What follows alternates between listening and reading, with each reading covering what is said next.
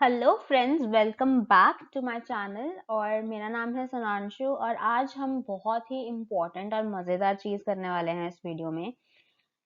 तो जो कि है हमारा मॉडल टेस्ट पेपर 1 2020-2021 का जो हमारा आया है फंडामेंटल ऑफ ई बिजनेस के लिए। सो फ्रेंड्स, प्लीज़ इस वीडियो को बहुत ही ध्यान से करना है। उसका रीज़न मैं आपको बताना चाहती हूँ कि इस टाइम पे आपके एग्जाम्स बिल्कुल सिर के ऊपर हैं और इस टाइम पे दो तरह के बच्चे हैं। या तो वो बच्चे हैं जिन्होंने पूरा साल मेहनत की है और पूरा साल पढ़ाई की है, और एक वो बच्चे हैं जो किसी रीजन की वजह से पढ़ाई नहीं कर पाए हैं। ठीक है। अब ये समझना कि ये उन दोनों ही तरह के बच्चों के लिए ये मॉडल टेस्ट पेपर्स इंपॉर्टेंट क्यों हैं। अगर आप वो बच्चे हैं जिन्होंने मेहनत की है तो आपको मॉडल टेस्ट पेपर्स इसलिए ज़रूर सॉल्व करने चाहिए टू चेक कि आपका कोई टॉपिक मिस तो नहीं हुआ, और ये भी देखने के लिए कि आपको एग्जाम में जो आपके पास नॉलेज है वो किस तरीके से आपको वहाँ पे लिख कर आना है। ठीक है। और उसका पूरा का पूरा सिलेबस को रिवाइज करने के लिए तो इस पेपर्स को बिल्कुल भी मिस मत कीजिएगा। और जो अगर आप दूसरे तरीके के बच्चे हैं जो नहीं पढ़ पाए हैं पूरे साल में, जिनकी बिल्कुल भी तैयारी नहीं है, बिल्कुल भी उन्हें कॉन्फिडेंस नहीं है, तो आपको पेपर्स इसलिए सॉल्व करने चाहिए क्योंकि इनसे क्या होगा, आपके पूरे सिलेबस में से जितने भी इम्पोर्टेंट टॉपिक्स हैं, जो भी हाइलाइट्स हैं आपके सारे के सारे सिलेबस के, वो बाहर आ जाएंगे। तो अगर आप सिर्फ मॉडल टेस्ट पेपर्स पे ही कंसंट्रेट करते हैं तो भी आप पास हो सकते हैं और अच्छे मार्क्स स्कोर कर सकते हैं। ठीक है, क्योंकि इस टाइम पे आपके पास और बहुत सारे सब्जेक्ट्स हैं ई बिजनेस के अलावा भी। ठीक है, जिसकी वजह से आप जो है कंसंट्रेट नहीं कर पाएंगे ई बिजनेस पे, क्योंकि थ्योरेटिकल सब्जेक्ट है और यूजुअली आप लोग इसे इग्नोर कर देते हैं या कम इंपॉर्टेंस देते हैं, बिकॉज आपके पास अकाउंट्स भी रहता है पढ़ने के लिए और आपके पास और काफी सब्जेक्ट्स रहते हैं। तो अगर आप सिर्फ पेपर्स के ऊपर भी कंसंट्रेट करेंगे इस टाइम पे तो आपके लिए काफी ज्यादा जो है अच्छे स्कोरिंग का एक मंत्रा तैयार हो जाएगा, बिकॉज अकाउंट्स एंड ऑल में मार्क्स स्कोर करना डिफिकल्ट हो जाता है अगर आपको कॉन्सेप्ट्स और बेसिक्स क्लियर नहीं है। बट थ्योरेटिकल सब्जेक्ट्स में क्या होता है कि आपने जो भी पढ़ा है आप उसके बेसिस पे भी स्कोर कर सकते हैं। तो प्लीज, जो भी मॉडल टेस्ट पेपर्स हैं, सिर्फ ई बिजनेस के ही नहीं, आपके जो भी सब्जेक्ट्स के मॉडल टेस्ट पेपर्स आ रहे हैं उन्हें बिल्कुल भी इग्नोर मत कीजिएगा। आपको जितने ज्यादा मॉडल टेस्ट पेपर इस टाइम पे आते हैं, मिलते हैं, उन्हें जरूर सॉल्व कीजिएगा। ठीक है, तो यही मेरी एक कोशिश रहेगी कि मैं आपको ज्यादा से ज्यादा मॉडल टेस्ट पेपर्स जो है सॉल्व करवा सकूं। तो ये हमारी एक नई सीरीज है जिसके अंदर हम सारे मॉडल टेस्ट पेपर्स जितने भी आएंगे सॉल्व करने की कोशिश करेंगे। तो आज हम मॉडल टेस्ट पेपर 1 सॉल्व करने वाले हैं ई बिजनेस के ऊपर, जिसके अंदर आपके सारे चैप्टर्स में से जो है इंपॉर्टेंट जितने भी क्वेश्चंस टॉपिक्स आए हैं पूरा का पूरा पेपर सॉल्व करेंगे, जो 3 घंटे का पेपर रहता है। तो चलिए स्टार्ट करते हैं, और प्लीज ध्यान से करेंगे सारा पेपर। इस पेपर में जितनी भी हमारी पुरानी वीडियोस थी उसमें से जो जो इम्पोर्टेंट टॉपिक्स थे जो यहाँ पे क्वेश्चन के साथ लिंक होते हैं उनकी क्लिपिंग्स भी डाली गई हैं। तो चलिए स्टार्ट करते हैं। सो फ्रेंड्स, इसी के साथ हमारा सेक्शन नंबर ए जो है वो कंप्लीट हो चुका है, जिसके अंदर एमसीक्यू क्वेश्चंस थे और साथ ही साथ ट्रू फॉल्स के क्वेश्चंस थे। अब हम देखेंगे सेक्शन नंबर बी। जो सेक्शन बी है उसके अंदर जो क्वेश्चंस आते हैं वो यूजुअली 2 मार्क्स के क्वेश्चंस आते हैं, और सारे के सारे जो क्वेश्चंस हैं कंपल्सरी होते हैं, उनके अंदर चॉइस नहीं रहती है। ठीक है। बट अभी हम लोग क्या ट्राई करने वाले हैं कि जो ये क्वेश्चंस आए हैं 2 मार्क्स में, इट मीन्स ये इंपॉर्टेंट क्वेश्चंस हैं। करेक्ट। तो जरूरी नहीं है कि हम उतनी ही इंफॉर्मेशन इनके बारे में लें जितनी 2 नंबर में आपको लिख के आनी है। ये भी हो सकता है क्योंकि ये इंपॉर्टेंट क्वेश्चन है, कल को कोई भी 2 मार्क्स का क्वेश्चन जो है आपको नेक्स्ट आपके सेक्शन नंबर सी में दे दिया जाए, जिसका मतलब है कि 4 मार्क्स का क्वेश्चन हो जिसमें आपको काफी ज्यादा इंफॉर्मेशन उसके बारे में लिखनी पड़ती है। तो हम इन क्वेश्चंस को एज टॉपिक्स पढ़ने वाले हैं कि चाहे ये आपको 2 मार्क्स में आए चाहे आपको 4 मार्क्स में आए, आप इसके बारे में जानकारी रखते हो ताकि आप उसी हिसाब से इसके बारे में लिख पाए। ठीक है। तो सारे ही क्वेश्चंस हम उसी फॉर्मेट में पढ़ने वाले हैं। तो चलिए, सबसे पहला हमारा क्वेश्चन है, explain the use of computers to doctors. जो डॉक्टर्स हैं उनके लिए हमारे कंप्यूटर्स का क्या यूज है। ठीक है, उसे आपको एक्सप्लेन करना है। तो चलिए लेट्स सी।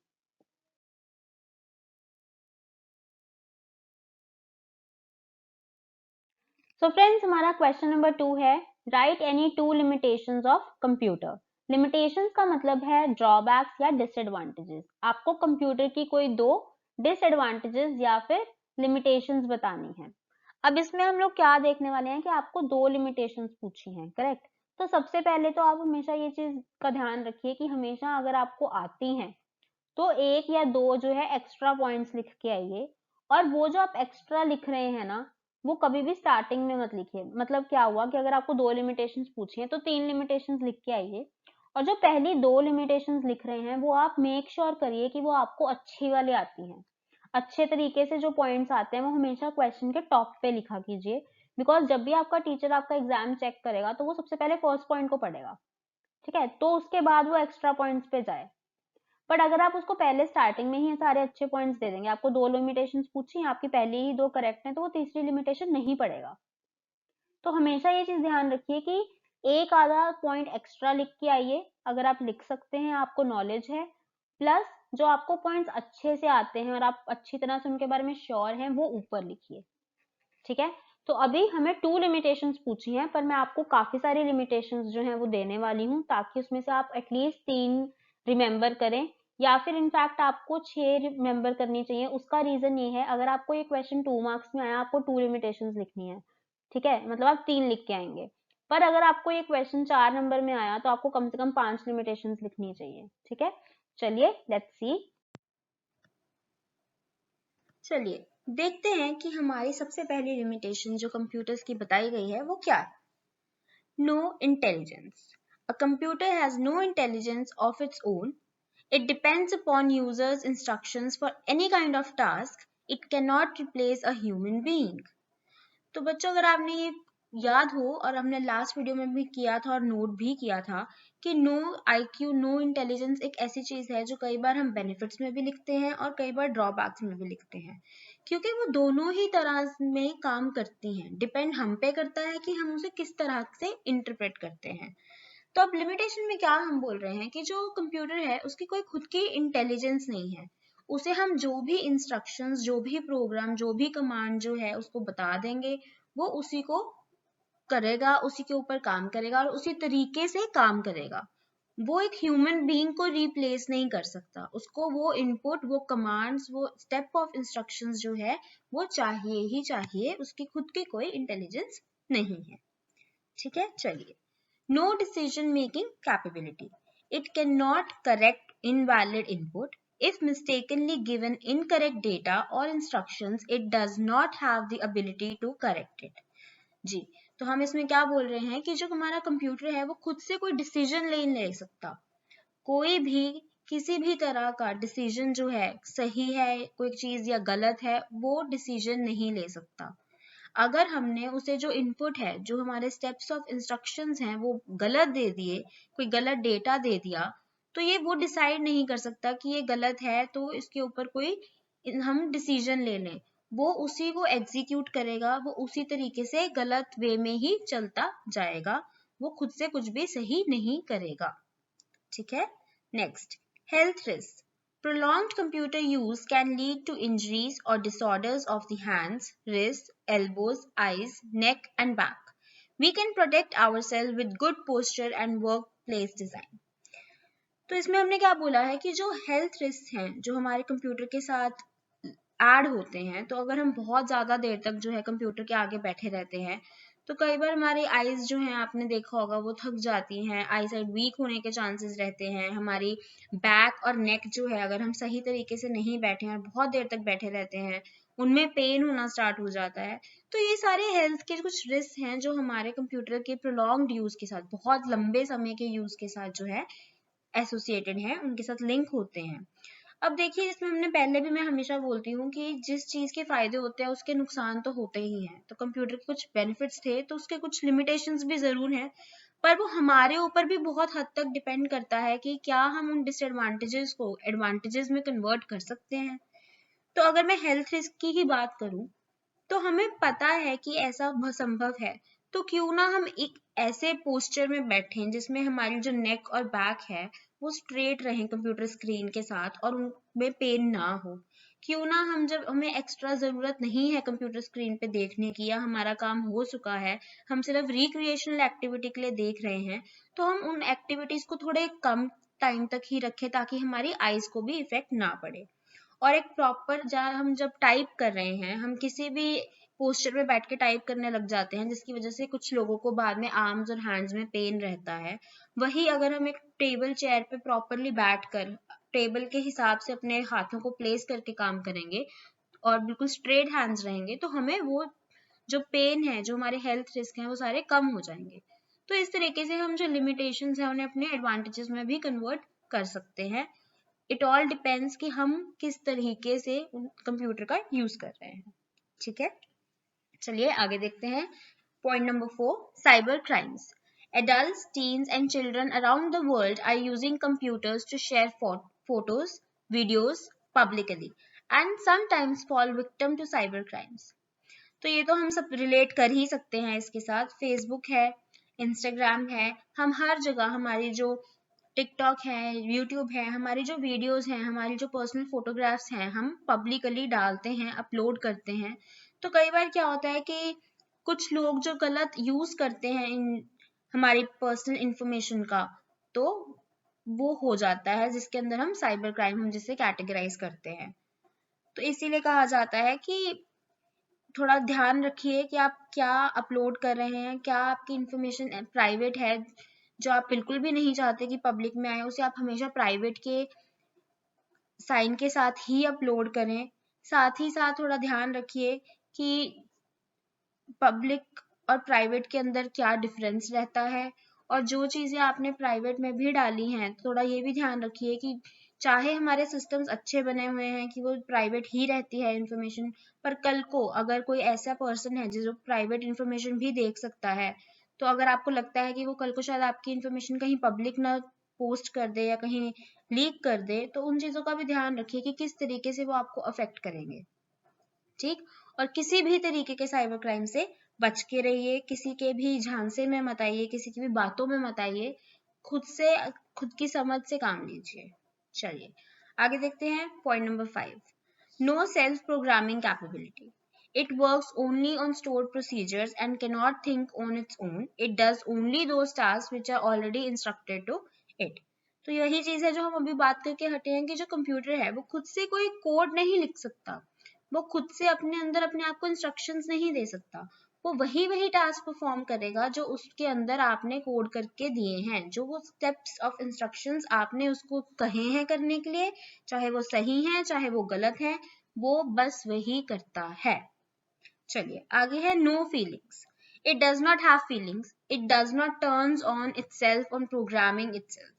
वही बात है कि जो कंप्यूटर है वो एक नॉन लिविंग मशीन है, उसकी कोई खुद की फीलिंग्स नहीं है, उसे यूजर से कोई फर्क नहीं पड़ता कि यूजर कैसा है, जो हमने बोला था एक बहुत अच्छी एडवांटेज है कहीं ना कहीं, क्योंकि कोई भी बायस नहीं है, बिल्कुल वही सही रिजल्ट देता है। तो उसकी यही चीज हम कहीं ना कहीं ड्रॉबैक में इस तरीके से लेते हैं कि अगर उसकी बैटरी कम होने वाली है, तो उसके अंदर खुद की फीलिंग्स नहीं है कि वो कुछ करे उसके बारे में, या उसके अंदर कुछ प्रोग्रामिंग की जरूरत है तो उसके अंदर ये कैपेबिलिटीज नहीं है कि वो अपने आप प्रोग्राम हो जाए। ठीक, तो हम क्या बोलते हैं कि नो फीलिंग्स ये एक थोड़ा सा लिमिटेशन है। एडवांटेज भी है कि वो यूजर के साथ भेदभाव नहीं करता, पर ये एक डिसएडवांटेज भी है। तो जो ये सारे पॉइंट्स हैं, इनमें प्लीज कंफ्यूज मत होइएगा कि हम इनको कभी तो एडवांटेज बोलते हैं कभी डिसएडवांटेज बोलते हैं। वो डिपेंड करता है कि उस टॉपिक को, उस पॉइंट को हम किस तरीके से एनालाइज कर रहे हैं। ठीक, चलिए आगे बढ़ते हैं।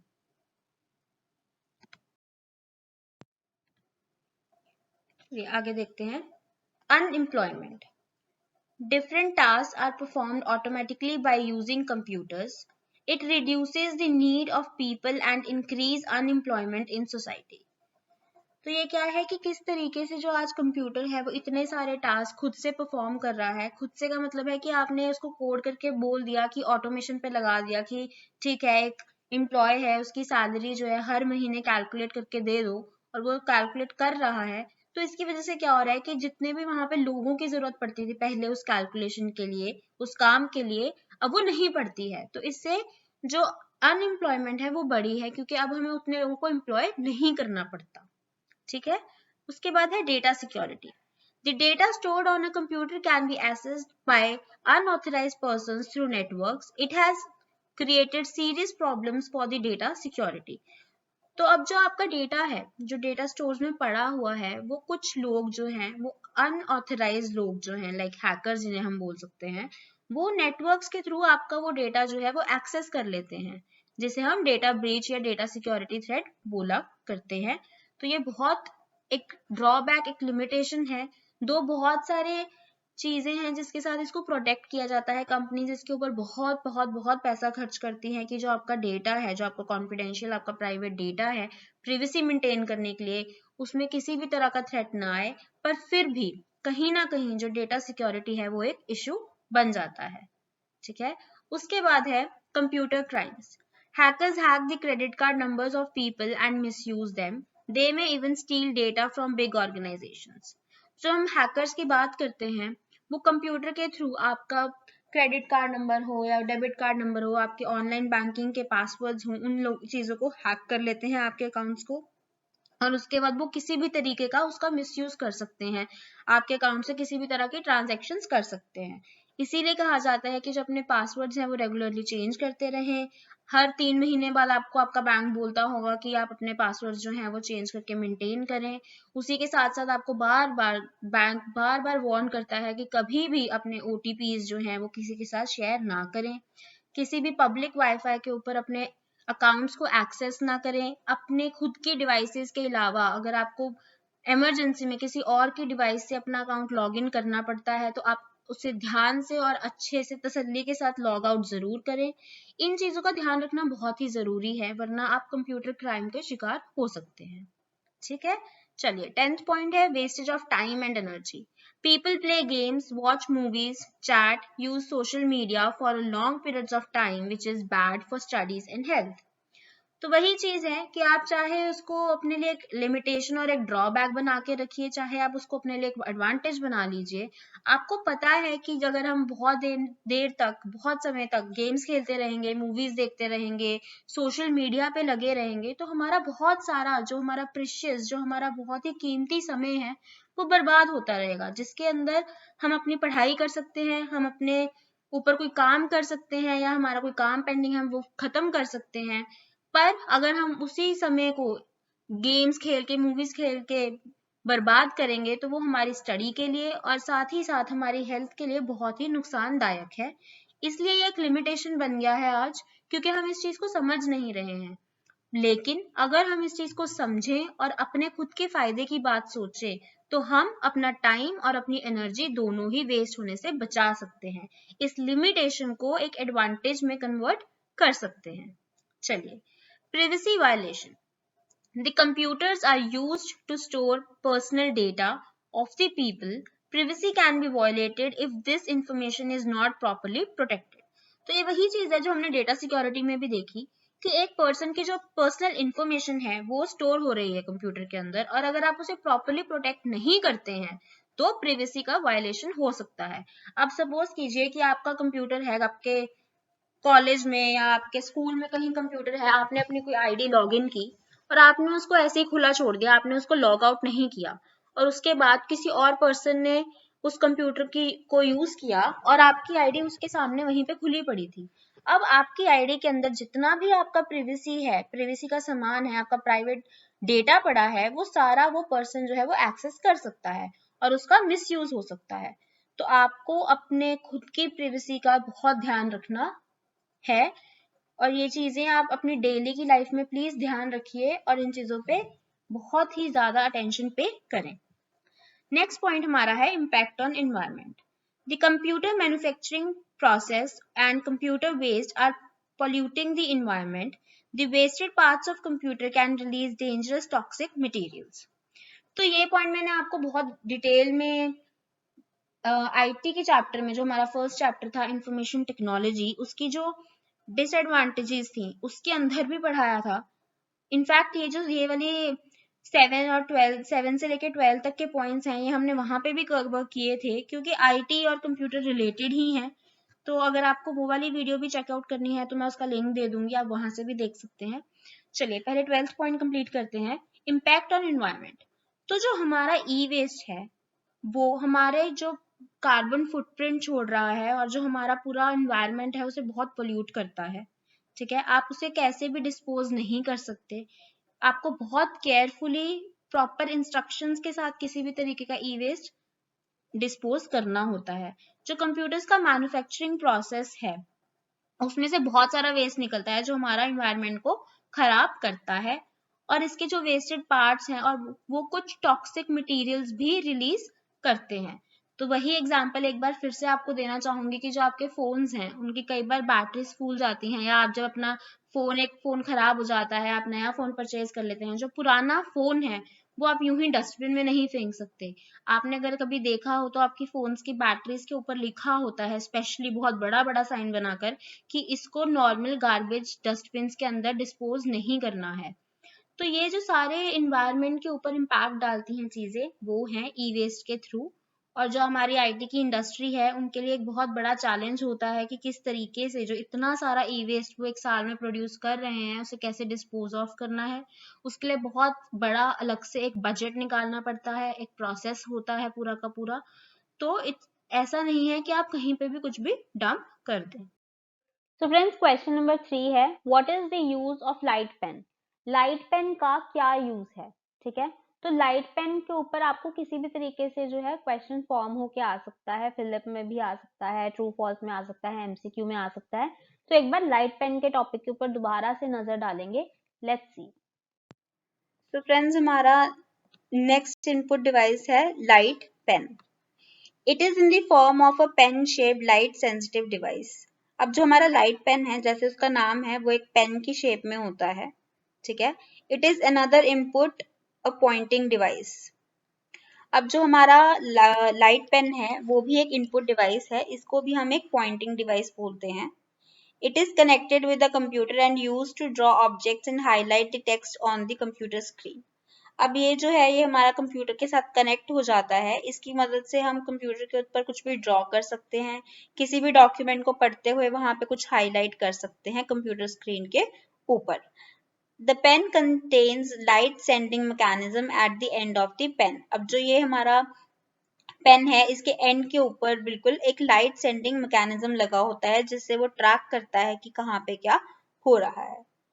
Fifth point, they are particularly use for graphics. अब जो लाइट पेन है उनका जो अगर हम एप्लीकेशन देखेंगे वो सबसे ज्यादा कहाँ यूज होते हैं, तो वो ग्राफिक्स का काम करने में यूज होते हैं। कुछ भी ड्राइंग का काम है या जितने भी ग्राफिक डिजाइनर्स हैं या एनिमेटर्स हैं वो लोग यूज करते हैं।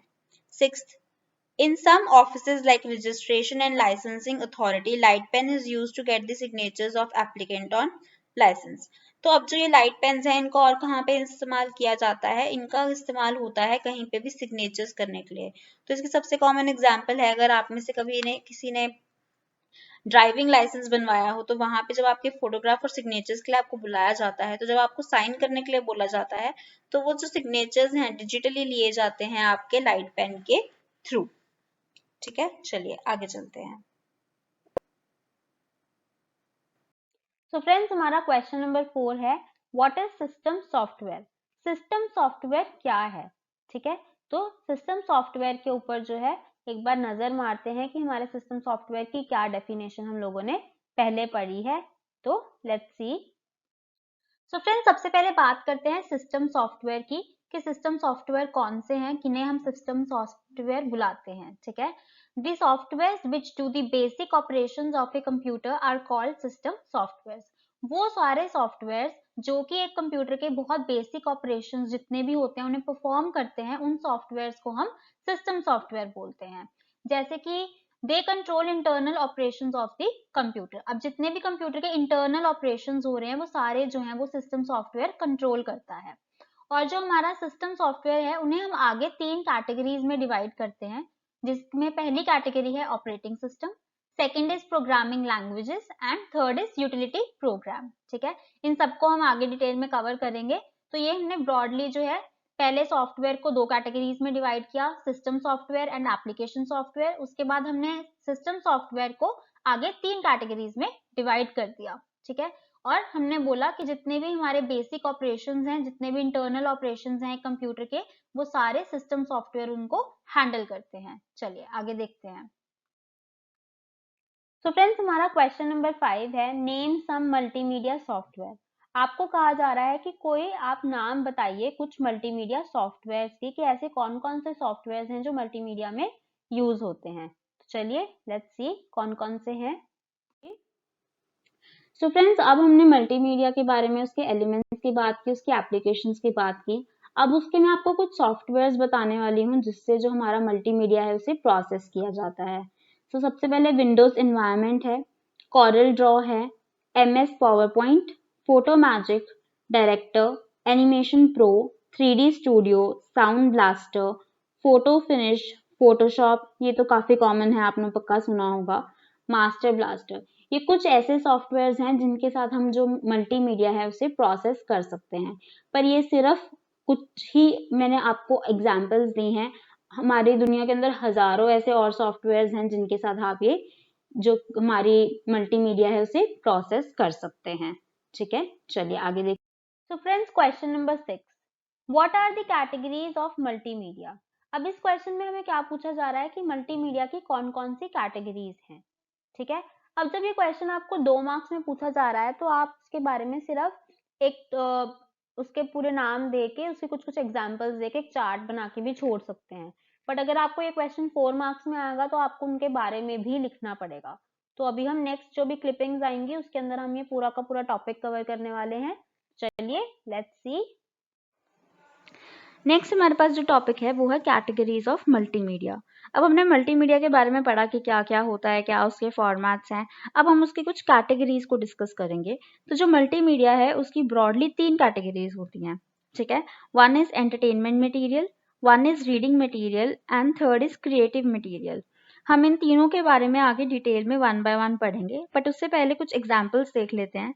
जैसे कि एंटरटेनमेंट मटेरियल है, उसके अंदर हम एंटरटेनमेंट में क्या देख सकते हैं, गेम्स आ जाएंगी, animation, films, songs, pictures, listening radio on internet. ठीक है, ये सब हमारे एंटरटेनमेंट रिक्रिएशनल की चीजें हैं। रीडिंग मटेरियल, हम क्या क्या पढ़ते हैं, articles, books, documents, encyclopedia etcetera, ये हमारी रीडिंग मटेरियल्स में आ जाएंगे। क्रिएटिव मटेरियल, अब क्रिएटिविटी में क्या आता है, readymade software to upload songs, आप ऑलरेडी आपके लिए जो सॉफ्टवेयर्स हैं वो बन के आते हैं जिनसे आप डायरेक्टली जो है सॉन्ग्स अपलोड कर सकते हैं, वीडियोस अपलोड कर सकते हैं, पब्लिश राइटअप्स, अपने राइटअप्स को पब्लिश कर सकते हैं या एटसेट्रा। ठीक है, ऐसे कोई भी सॉफ्टवेयर्स या वेब प्लेटफॉर्म्स जो आपको आते हैं वो सारे आपके क्रिएटिव मटेरियल के अंदर फॉल करते हैं। चलिए इन्हें एक एक करके पढ़ेंगे अभी। सो फर्स्ट कैटेगरी हमारे पास है entertainment material. This category consists of those things which are considered source of entertainment. इनके अंदर कौन सी चीजें आती हैं जिन्हें हम source of entertainment भी बुला सकते हैं, जिनसे हम किसी ना किसी टाइप का entertainment लेते हैं या हमारा entertainment होता है। With the help of multimedia, we can play video games, watch animation films, listen songs.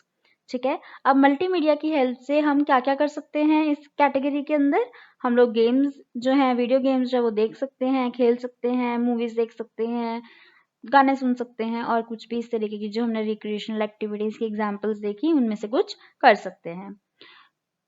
ठीक है, जो कि सीडी या इंटरनेट के ऊपर आपको अवेलेबल होती है, पिक्चर्स देख सकते हैं, इमेजेस देख सकते हैं। Now many radio stations are available on the internet. We can listen such radio stations with the help of a multimedia. बहुत सारे जो रेडियो स्टेशन हैं वो नेट के ऊपर अवेलेबल हैं, बहुत सारे पॉडकास्ट हैं जो आपको यूट्यूब पे या पॉडकास्ट प्लेटफॉर्म्स पे मिल जाएंगे। तो उन सबको जो है आप लोग अब क्या है वो आपके कंप्यूटर के थ्रू, इंटरनेट के थ्रू जो है आप उनको देख सकते हैं, उन्हें सुन सकते हैं और आप उन सबको यूज कर सकते हैं। वो सारा मल्टीमीडिया जो है आप कंज्यूम कर सकते हैं। चलिए नेक्स्ट देखें। Next is reading material. This category includes articles, books, documents, encyclopedia and other reading materials which are stored on CD, DVD and other storage devices. अब रीडिंग मटेरियल के अंदर कौन सी चीजें आती हैं, वो सारी चीजें जो हम पढ़ना पसंद करते हैं, जैसे कोई आर्टिकल्स हैं, बुक्स हैं, डॉक्यूमेंट्स हैं, encyclopedia है, कोई भी ऐसा जो हमारे पास डॉक्यूमेंट्स हैं या सामान है, मटेरियल है जो रीडिंग मटेरियल में आता है, चाहे वो आपकी सीडी पे है, डीवीडी पे है या आपके पेन ड्राइव में या किसी भी स्टोरेज डिवाइस पे है, वो सब जो है वो रीडिंग मटेरियल की कैटेगरी जो है मल्टीमीडिया की उसके अंदर फॉल करता है। With the help of multimedia, we can read, edit and print them. अब मल्टीमीडिया की हेल्प से हम इनमें से किसी भी जो मटेरियल है, कोई भी मटेरियल है, उसे पढ़ सकते हैं, उसे एडिट कर सकते हैं और उसे प्रिंट भी कर सकते हैं। Now dictionaries, encyclopedia, books etc. are available on CD and DVD in the market. आजकल जो हमारी डिक्शनरीज हैं, encyclopedias हैं, बुक्स हैं, वो CDs और DVDs के ऊपर जो है आते हैं उनके अंदर, और मार्केट में बहुत इजीली अवेलेबल है। और अब तो नेट होने की वजह से आपको DVDs और CDs की भी ज़रूरत नहीं पड़ती है, आप नेट से भी ये चीज़ें जो हैं आराम से आपको मिल जाती हैं। If we have the facility of multimedia, we can have access to the latest information on any topic on the internet. अगर आपके पास मल्टीमीडिया की जो है फैसिलिटी आपके पास है, आपका जो सिस्टम है, कंप्यूटर है, वो आपको इंटरनेट यूज़ करने की फैसिलिटी देता है, तो आज आप दुनिया के किसी भी टॉपिक के बारे में बहुत जल्दी और बहुत आसानी से इंटरनेट के ऊपर सर्च करके इंफॉर्मेशन पा सकते हैं। We can download such information on our computer or any storage device quickly and at a very reasonable cost. अब वो जो information है वो आप अपने किसी भी डिवाइस के अंदर जो है उसे डाउनलोड करके रख सकते हैं, और जो भी मटेरियल जो है आप बाय करते हैं, जैसे कि आपने सपोज कीजिए कि कोई किंडल की जो बुक है वो बाय की, ठीक है, वो कुछ अमाउंट की थी, तो आपने जब उसको बाय करके आपने अपने पास डाउनलोड करके रख लिया, तो जो आपने डाउनलोड किया वो बहुत ही रीजनेबल कॉस्ट थी, जितनी भी उस बुक की प्राइस थी उतनी आपने पे की, उसको अलग से सिर्फ नेट के थ्रू एक्सेस करने के लिए आपको कोई भी एक्स्ट्रा मनी नहीं देना पड़ा, सिर्फ जो आपके इंटरनेट कनेक्शन की कॉस्ट है वही आपको देनी पड़ती है, जो इन्फॉर्मेशन आप एक्सेस करते हैं नेट के ऊपर, तो वो बहुत ही रीजनेबल होती है। चलिए आगे देखेंगे। नेक्स्ट हमारे पास जो कैटेगरी है, थर्ड कैटेगरी, वो है creative material category. This category comprises of such creative things which can be undertaken with the help of multimedia. इसके अंदर वो सारी चीज़ें फॉल करती हैं जो कि मल्टीमीडिया की हेल्प से कुछ क्रिएटिव चीज़ें करने में, कुछ क्रिएटिव करने में हम यूज़ करते हैं, ठीक है। We can record music and films on hard disk और एनी अदर स्टोरेज डिवाइस। हम मूवीज, फिल्म्स या म्यूजिक जो है वो रिकॉर्ड कर सकते हैं, हमारे स्टोरेज डिवाइसेस के ऊपर उनको रख सकते हैं। अब जैसे कि अब ये वाला लेक्चर लगा लीजिए, मैं जो ये लेक्चर है वो मल्टीमीडिया की मदद से रिकॉर्ड कर रही हूँ अपने सिस्टम के ऊपर, और ये मेरी हार्ड डिस्क के अंदर रहेगा, ठीक है। थर्ड पॉइंट है, if our computer is connected with internet then we can watch and download audio and video files of different storage devices. अब जो अगर आपके पास इंटरनेट की कनेक्टिविटी है तो आप नेट के ऊपर किसी भी तरीके की वीडियोस और ऑडियोज देख सकते हैं, जैसे कि आप इस टाइम पे ये लेक्चर जो है यूट्यूब के ऊपर देख रहे हैं इंटरनेट कनेक्शन का यूज करके, और आप इसे डाउनलोड करके अपने किसी भी स्टोरेज डिवाइस के अंदर भी रख सकते हैं। Now we have number of radio stations on internet which we can tune in and enjoy programs of our choice aired on such radio stations. ये हमने जैसे पहले भी मैंने आपको बताया कि इंटरनेट के ऊपर जो है बहुत सारे रेडियो स्टेशन और पॉडकास्ट हैं जो आप ट्यून इन कर सकते हैं और उनको enjoy कर सकते हैं। Now number of ready-made software and programs are available with the help of which we can build our own website ourselves easily. अब हमारे इतने सारे सॉफ्टवेयर और प्रोग्राम्स अवेलेबल हैं जिनकी मदद से हम अपनी खुद की एक वेबसाइट जो है बना सकते हैं बहुत ही आसानी से। अगर मैं कुछ प्लेटफॉर्म्स का एग्जांपल दूं तो wix.com है, shopify.com है, वर्डप्रेस है, ये सारे जो प्लेटफॉर्म्स है ये हमें हेल्प करते हैं खुद की वेबसाइट बनाने में, जो कि बहुत ही आसान प्रोसेस रहता है। मैंने ये तीनों यूज किए हैं and 3 of them are really good. काफी इजी प्रोसेस रहता है, आप अपना खुद का एक वेबसाइट बहुत जल्दी से बना सकते हैं। We can publish our write-ups, upload songs and videos on different websites. अब write-ups की बात करें तो आपने मेरी वेबसाइट जो है वो अगर कभी भी देखी है या अगर नहीं देखी है तो प्लीज़ उसे विजिट करिएगा, वहाँ पे मैं सारे लेक्चर्स के नोट्स अपलोड करती हूँ, तो मैं वहाँ पे सारे जो राइटअप्स हैं, जितने भी मेरे ब्लॉग्स हैं वो अपलोड करती हूँ, ठीक है। राइटअप्स अपलोड कर सकते हैं, सॉन्ग्स एंड वीडियोस। अब मैं यूट्यूब के ऊपर ये सारे लेक्चर्स जो हैं वीडियो फॉर्मेट के अंदर अपलोड करती हूँ, तो ये जो सारी चीज़ें हैं ये क्रिएटिव मटेरियल के अंदर आएंगी, जो कि हम मल्टीमीडिया की हेल्प से, इंटरनेट की हेल्प से जो है इनको कर सकते हैं। चलिए आगे देखेंगे। सो फ्रेंड्स, हमारा क्वेश्चन नंबर 7 है, what are the software requirements to run और यूज इंटरनेट। हमें कौन कौन सी सॉफ्टवेयर रिक्वायरमेंट्स हैं, कौन कौन सी चीजें नेसेसरी हैं ताकि हम हमारा जो इंटरनेट है उसे रन कर सकें या हम अपने कंप्यूटर के ऊपर यूज कर सकें। तो देखते हैं। रैम, ठीक है, higher the RAM faster is the connectivity. जितनी बड़ी हमारे पास रैम होगी, रैंडम एक्सेस मेमोरी होगी, उतनी हमारी जो कनेक्टिविटी है वो फास्टर होगी। Computer's RAM should be 2 gigs or above, otherwise its performance will be very low. अगर आपकी कंप्यूटर की जो रैम है वो 2 गीगाबाइट से भी कम है, ठीक है, तो आपकी जो कंप्यूटर की परफॉर्मेंस है वो काफी ज्यादा स्लो हो जाएगी. Computer having 4 GB or more RAM provide excellent performance of multimedia. वहीं पे अगर आपके जो कंप्यूटर की रैम है वो 4 गिग्स या उससे ज्यादा की होगी तो वो काफी अच्छी जो है परफॉर्मेंस देते हैं मल्टीमीडिया के फॉर्मेट में. 4 गिग्स तो आजकल इज लाइक आपके लैपटॉप्स में कंप्यूटर्स में होती ही है, ठीक है. आजकल it's like a minimum thing कि आपके पास जो आप कंप्यूटर्स खरीदते हैं वो usually 4 gigs 8 gigs is something जो सब आजकल खरीदते हैं मोस्टली. तो 4 गिग्स तो हमेशा आपके पास होती ही है, ठीक है. नेक्स्ट आपके पास है modem. The computer should be equipped with modem. Higher the speed better is the performance. अब आपको इंटरनेट को एक्सेस करना है तो मॉडेम की जरूरत तो पड़ेगी ही, चाहे वह आपका वाईफाई वाला हो चाहे वो आपका नॉर्मल हो, पर मॉडेम इज रिक्वायर्ड, ठीक है. और जितनी अच्छी आपकी मॉडेम की स्पीड होगी, मतलब आपके नेट प्लान की स्पीड होगी, कितने एमबीपीएस वो दे रहा है आपको स्पीड, उतना ही आपका जो परफॉर्मेंस है नेट का वो बेटर होगा. Next is interface. The computer should be installed with operating system like Windows 8, Windows 10, Linux or something. तो आपका जो कंप्यूटर है उसके अंदर एक अच्छा खासा ऑपरेटिंग सिस्टम होना चाहिए, जैसे कि विंडोज है, लिनक्स है, ताकि वो आपको इंटरनेट सर्विसेज यूज करने का जो है लिबर्टी दे सके. Next is hard disk. Computer should have hard disk with good storage capacity. अब जो आपके कंप्यूटर की हार्ड डिस्क है, ठीक है, उसके अंदर भी जो स्टोरेज कैपेसिटी है वो अच्छी खासी होनी चाहिए. Next is CD ROM. The computer should be fitted with CD ROM drive to be able to send data which is on CD. अब अगर आपको कोई भी ऐसा डेटा जो है कुछ भेजना है, कुछ डेटा एक्सेस करना है जो CD के अंदर मौजूद है, तो आपके कंप्यूटर के अंदर एक CD रोम होना चाहिए जो कि उस CD को रीड कर सके. If you have the facility CD DVD writer on your computer, the downloaded data can be copied on the CD और DVD. अगर सेम वे में आपको कोई ऐसा डेटा नेट से डाउनलोड करके एक सीडी के अंदर डालना है, सीडी राइट करनी है या डीवीडी राइट करनी है, तो आपके कंप्यूटर के अंदर सीडी रोम होना जरूरी है. Next is telephone connection. You should also have telephone connection of the company which provides internet services. अब जो भी सर्विस प्रोवाइडर से आप इंटरनेट की सर्विसेज ले रहे हैं उसी का आपके पास टेलीफोन कनेक्शन होना भी जरूरी है. टेलीफोन कनेक्शन से ही आपकी सारी जितनी भी नेट की वायरिंग्स हैं, जो लेबलिंग्स हैं वो हुई हैं और आपको इंटरनेट एक्सेस के लिए जो है सर्विस मिलती है. चलिए नेक्स्ट देखेंगे और क्या क्या रिक्वायरमेंट्स हैं. Internet service. You should have TCP/IP internet account from the internet service provider.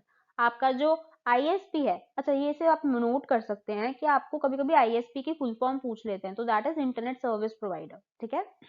तो इंटरनेट सर्विस प्रोवाइडर के पास आपका अकाउंट होना चाहिए जिससे कि आपको वो सर्विसेज इंटरनेट की दे सके. Next is monitor. You should have monitor preferably coloured for display. अब आप जब इंटरनेट को एक्सेस कर रहे हैं तो आप उसकी इंफॉर्मेशन कहीं देखेंगे भी तो, कहाँ देखेंगे, आप कंप्यूटर के मॉनिटर के ऊपर देखेंगे जो कि आपकी एक आउटपुट डिवाइस है, ठीक है.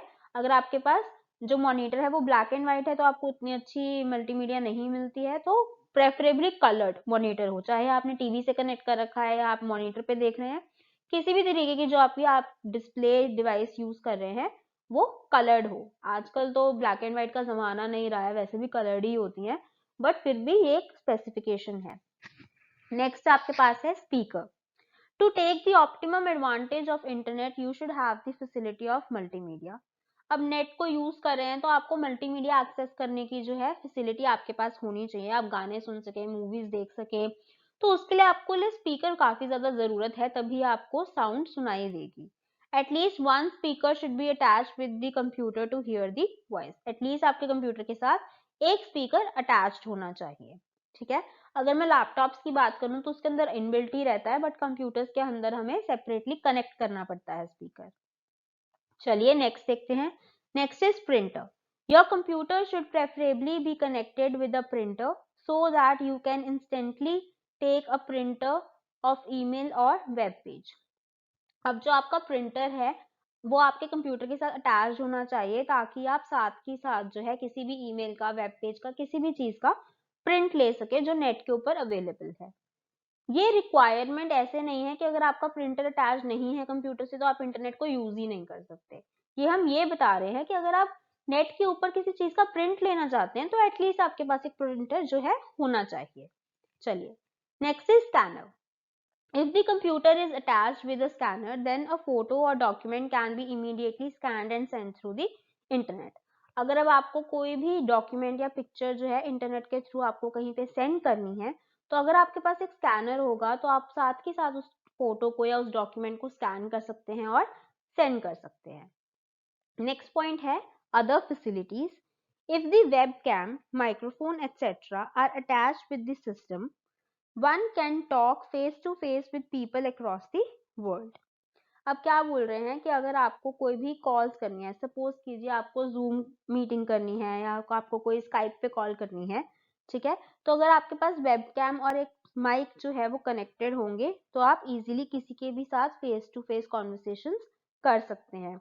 जैसे हमारे लैपटॉप के अंदर अब तो वेबकैम जो है इनबिल्ट होते हैं, हमारा एक माइक जो है इनबिल्ट रहता है, ठीक है।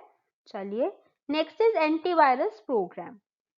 The computer should have an antivirus program to scan the viruses which may come into your computer while downloading, copying software or data from internet. आपके डिवाइस के अंदर अच्छा खासा एक एंटीवायरस प्रोग्राम होना चाहिए। अब उसका क्या रीजन है कि वो आपके जितनी भी मिलेशियस एक्टिविटीज का मतलब क्या है, जो भी ऐसा सॉफ्टवेयर है जो कि आपके कंप्यूटर के डेटा को या आपके कंप्यूटर फाइल्स को करप्ट कर सकता है, वो अगर आता है तो वो जो हमारा एंटीवायरस प्रोग्राम है उसे स्कैन कर सके और आपको बता सके कि ये वाले जो सॉफ्टवेयर हैं आपको रिमूव करने की जरूरत है। अब वायरसेस कहाँ से आती हैं? जब भी आप इंटरनेट को यूज करते हैं, इंटरनेट से कुछ डाउनलोड करते हैं या किसी तरीके की कोई चीज को कॉपी करने की कोशिश करते हैं, तो उस टाइम पे कुछ एग्जीक्यूटेबल फाइल्स भी जो हैं वहां से डाउनलोड हो जाती हैं जो कि आपके लिए हार्मफुल हैं, उन्हें हम वायरसेस बुलाते हैं, ठीक है।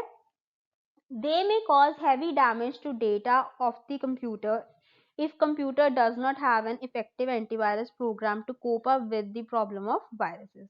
अगर आपके कंप्यूटर में बहुत सारी वायरसेस आ गई हैं तो जो आपका डेटा है उनको वो डैमेज कर सकती हैं अगर आप उन्हें रेक्टिफाई नहीं करते एक एंटीवायरस प्रोग्राम के साथ। Next point is software. For making internet connection, the computer should be installed with some software such as operating system, driver, browser, etc. अब नेट चलाने के लिए जो आपका सॉफ्टवेयर है वो मौजूद होना चाहिए आपके कंप्यूटर के अंदर, कुछ ड्राइवर्स होने चाहिए, आपके पास एक इंटरनेट ब्राउजर होना चाहिए, एक अच्छा खासा ऑपरेटिंग सिस्टम होना चाहिए। तो ये सारी जो है ये रिक्वायरमेंट्स हैं आपको इंटरनेट यूज करने के लिए। चलिए नेक्स्ट देखेंगे। सो फ्रेंड्स, हमारा क्वेश्चन नंबर 8 है, what do you mean by URL? तो सबसे पहले यूआरएल की full form uniform resource locator. इस चीज का ध्यान रखिए, जब भी आपको क्वेश्चन में एक शॉर्ट फॉर्म दी जाती है, एक्रोनिम दिया जाता है, तो आपको क्वेश्चन पूछने वाला आपसे ये उम्मीद रखता है कि एटलीस्ट आप उसका फुल फॉर्म तो बताएंगे ही बताएंगे। कभी भी ऐसा मत कीजिएगा कि आपको एक एक्रोनिम या एक छोटा जो वर्जन है वो दिया गया है क्वेश्चन में और आप उसकी फुल फॉर्म ना बता कर आए। मतलब अगर आपको नहीं पता है वो अलग बात है, बट अगर आप उसकी फुल फॉर्म बता सकते हैं तो उसके हमेशा कुछ ना कुछ वेटेज रहती ही है, तो वो हमेशा बता के आए। तो इसमें अगर आपको ये नहीं भी पता है कि यूआरएल क्या है, क्यों फंक्शन करता है, बट आपको यूआरएल की फुल फॉर्म पता है, तो एटलीस्ट उतना जरूर लिख के आइएगा, ठीक है। सो यूआरएल क्या है? Uniform resource locator is the address और location of a website on the internet.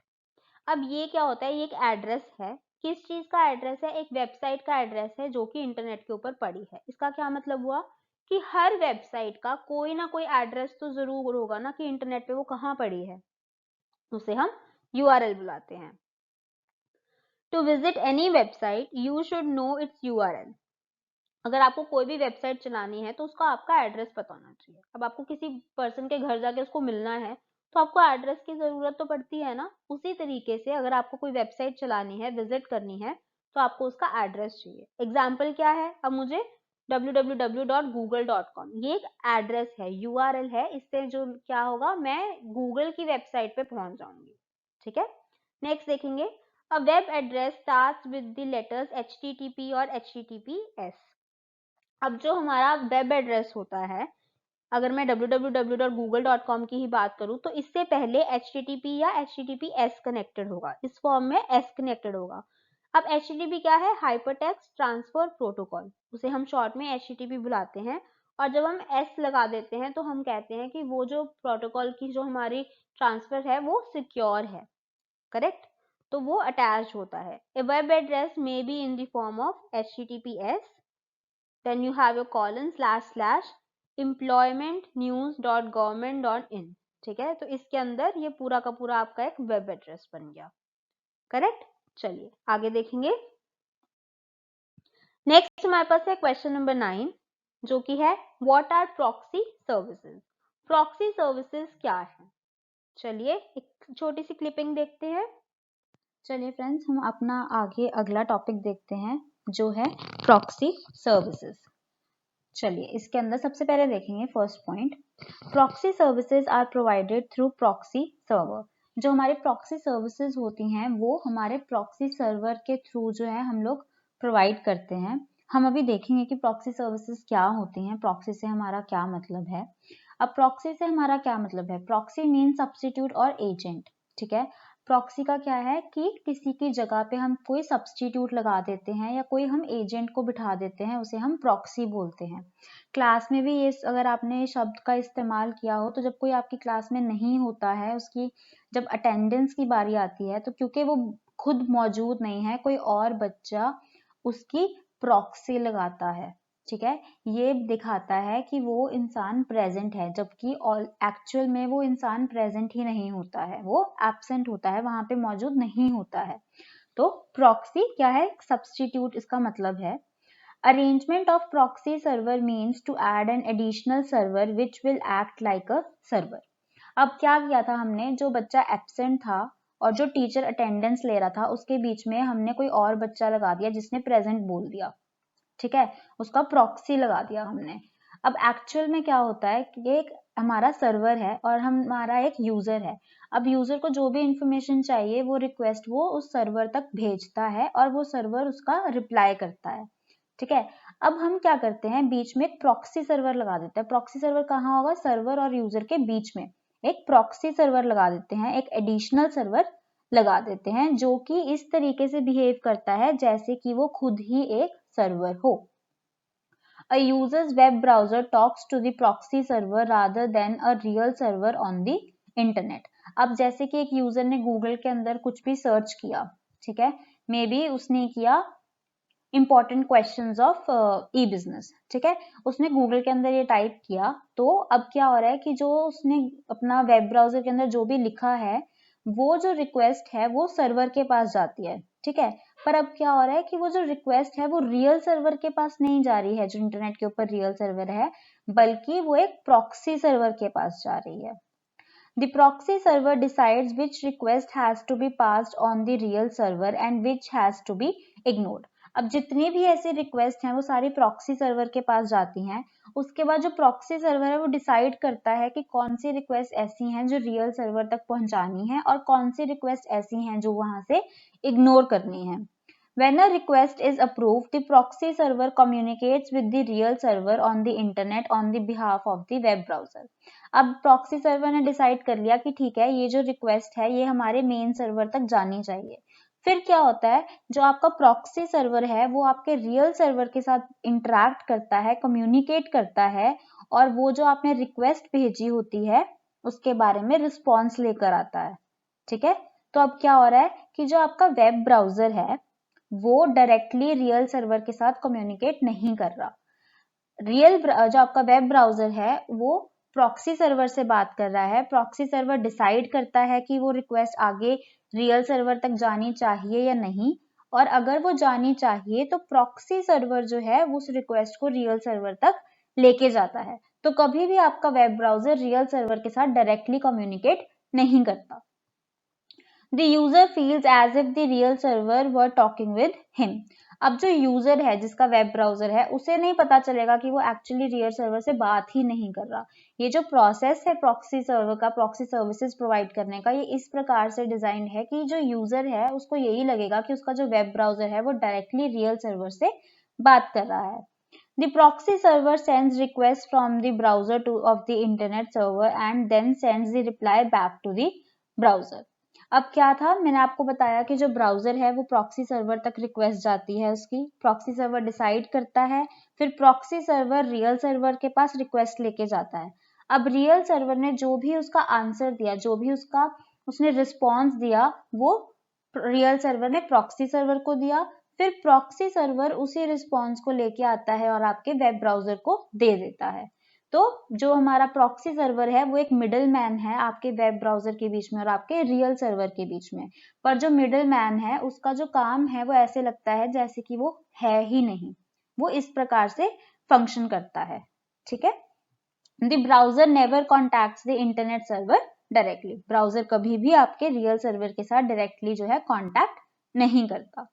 तो ये थी हमारी प्रॉक्सी सर्विसेज, जिसके हमने अंदर पढ़ा कि प्रॉक्सी का क्या मतलब है, प्रॉक्सी सर्वर क्या है और कौन सी सर्विसेज प्रोवाइड की जाती हैं, और जो प्रॉक्सी सर्वर है वो किस तरीके के साथ फंक्शन करता है, हमारी जो रिक्वेस्ट है और जो रिस्पॉन्स है, जो हमारा कम्युनिकेशन है वो किस तरीके से एक चेन के अंदर काम करता है. चलिए आगे देखते हैं.